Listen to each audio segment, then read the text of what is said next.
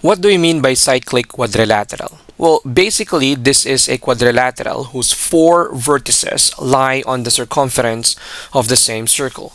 This circle is called the circumcircle of the quadrilateral, such as this one.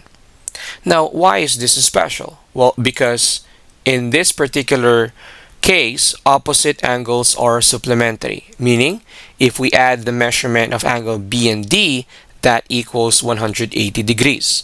Similarly, if we add angle C and angle E, that equals 180 degrees. So using this particular concept or principle, we can answer this problem.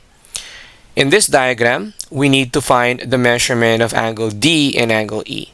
Since according to the theorem, B and D are supplementary, what I'm going to do is I'm just going to subtract 180 and then 87. Okay, so 180 minus 87 is going to give us the measurement of angle D.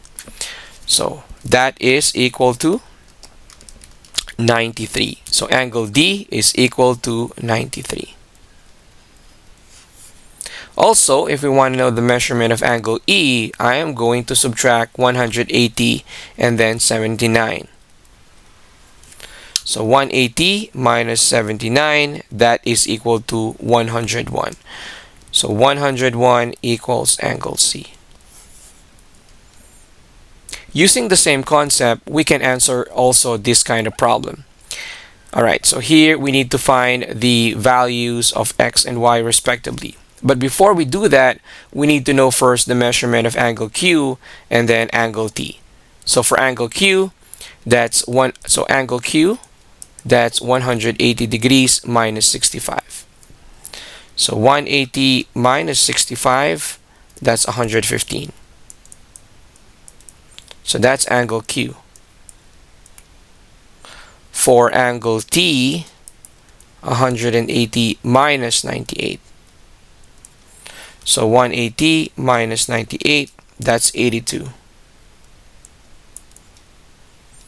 Using these values, we can now solve for the values of x and y. So for x, it will be 8x plus 3, which is equivalent to the measurement of angle Q, and it's 115. So add negative 3 on both sides. 8x equals 115 minus 3 is 112. Divided by 8, divided by 8. So x equals 14.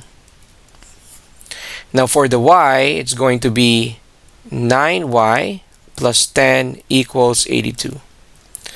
So subtract 10 on both sides. That's 9y equals 72. And then divided by 9 on both sides, y equals, that is right,